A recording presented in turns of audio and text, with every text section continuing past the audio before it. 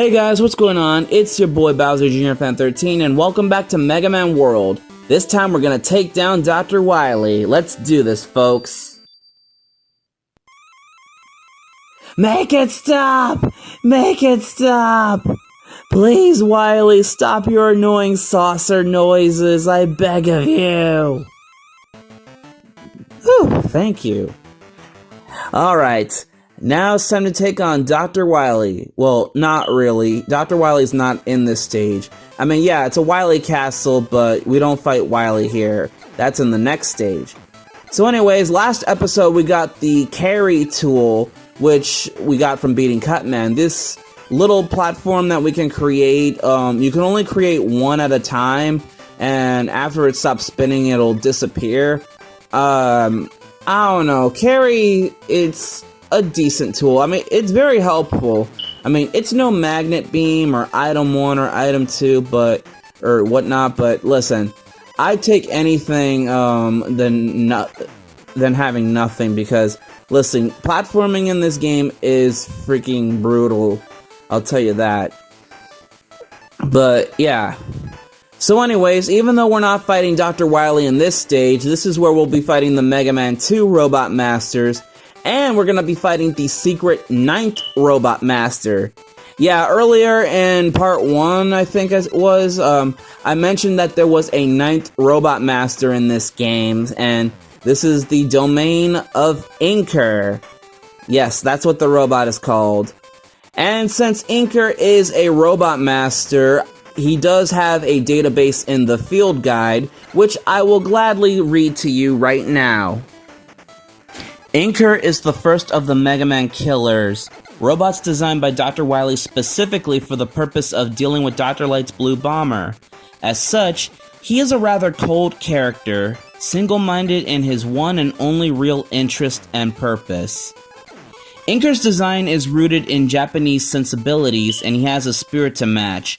However, his cold demeanor more frequently sees him hang back in the shadows away from the others, especially those who are not Japanese. Okay, well that's weird. Despite his loner tendencies, New Year's Eve is a favorite time for him. Well, that's nice. And I'm gonna point this out to any of my viewers now watching this. I'm just gonna say right now, of all the Game Boy bosses we're gonna be encountering in the World Series, I think personally Inker has to be my favorite of them all. Because I just really like his design. I love his weapon. Well, the weapon that he carries, the sphere, it looks pretty cool. And plus, I love that gold, yellowish, blue color that he's got. It's rocking. It's really cool. And I know what you're gonna say. Wait, but the Game Boy doesn't have any colors. Like, what are you talking about? Well, yeah, true, unless you play the ROM hack version of these games, which puts the game in full color, but that's neither here or there. But he does have these actual colors in the other games, so yeah.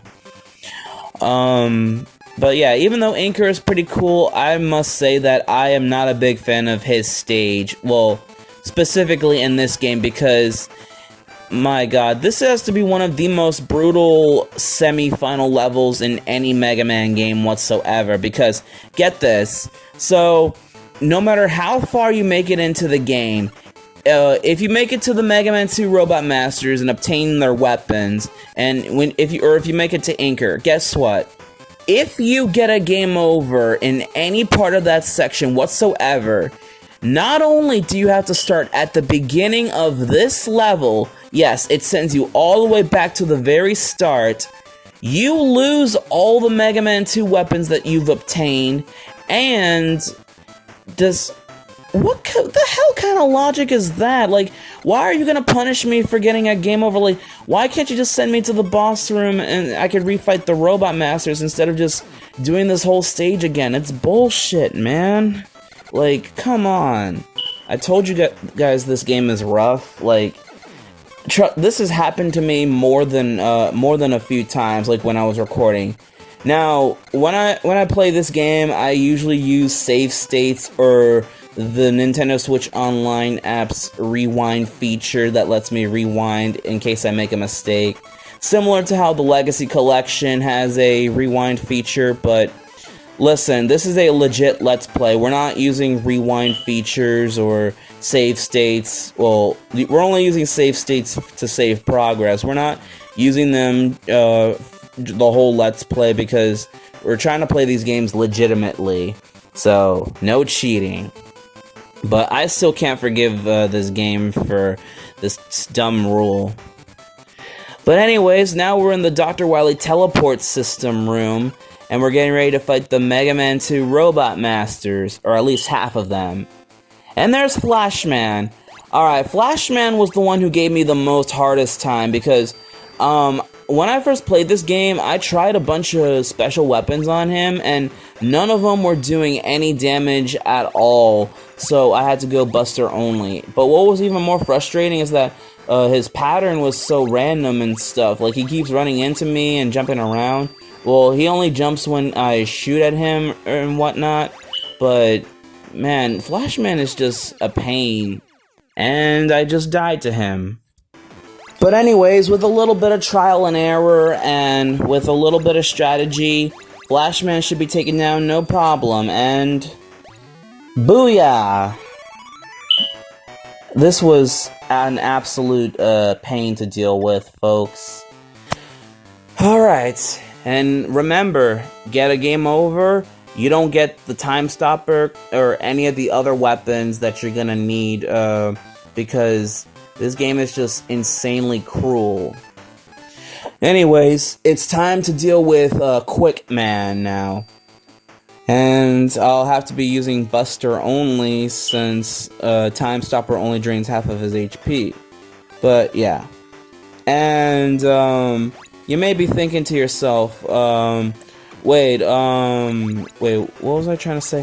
You may be thinking to yourself, damn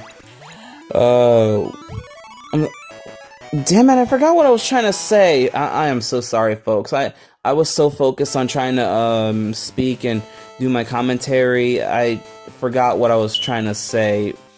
I greatly apologize to you all, folks. I'm doing you all dirty. But yeah. Anyways, next up is Bubble Man. And my god, this fight, because we're underwater and whatnot, like, I don't know why, but Jesus, this game was lagging like hell.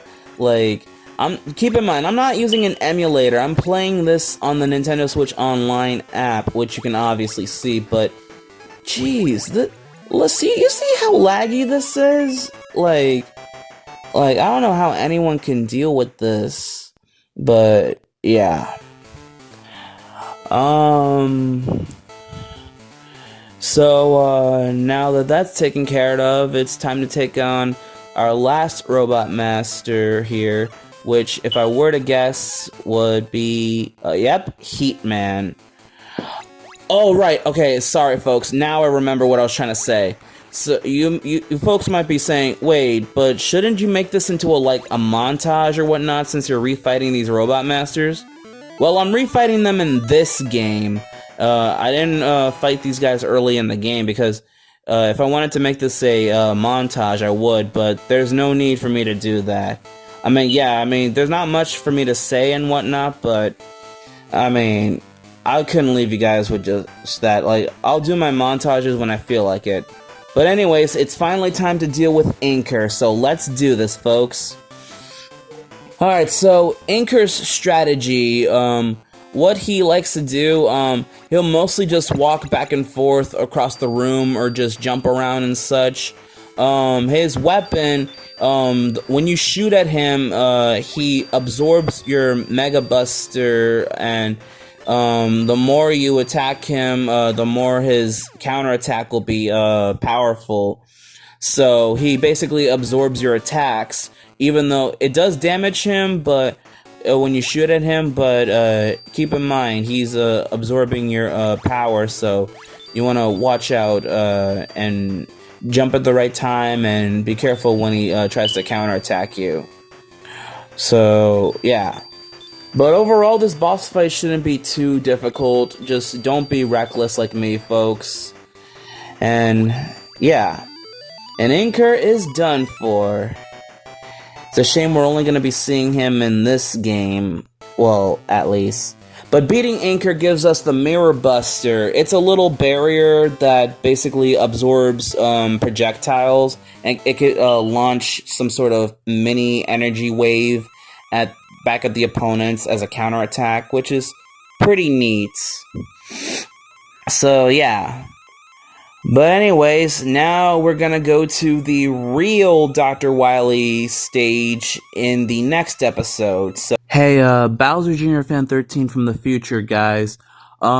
So I was actually planning to end this video off with the... Sorry, I just got done eating. Anyways, as I was saying, I was planning to end the video off with the Mega Man 2 box art fiasco, but I ended up forgetting when I was recording my commentary. So, sorry. Alright, so let's actually talk about the box art. Now, I was supposed to talk about it during my Mega Man 2 Let's Play, but it completely slipped my mind. So I wanted to take a moment and talk about the box art here, because how does it fit well in this time? Like, did Capcom actually make a good box art for Mega Man 2's promotion? Well, let's see. The Japanese box art is pretty solid. It looks as good as always because, I mean, it's the Japanese box art. Of course, it always looks the best. And then you have the American box art, which... Okay, this kind of confuses me because Mega Man is still carrying a gun, even though we just established that he's a robot in the last Let's Play. Well, Mega Man 1 to be more specific, but come on, like, this isn't even close to looking like Mega Man. Like, what is this? I mean, Quick Man kind of looks a little accurate, and I don't know why Dr. Light is holding on to Crash Man or pointing at Mega Man while hiding behind him. Like, this is a weird box art. Like, strange that they made this choice for whatever reason.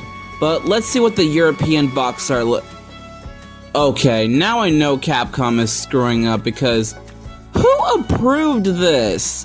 I mean, it's bad enough that the American box art for Mega Man 1 looked awful, and okay, the American box art for 2 isn't bad, but look at this European box art. This looks nothing like Mega Man. Like, what even is this? But what about the Germany box art? How does it look? Okay, I'm not gonna lie, they actually cooked with this one. They actually made it look a lot accurate to the game, so that's an A+ for me. And that's... Alright, that's actually it for this video, so I'll go ahead and leave you guys with the last of my commentary and the ending of this video, so see ya! So, thank you guys so much for watching. Like, comment, share, and subscribe, and I will see you guys in the next video. And I'm going to create a save state so that my progress is saved. Peace out, everyone!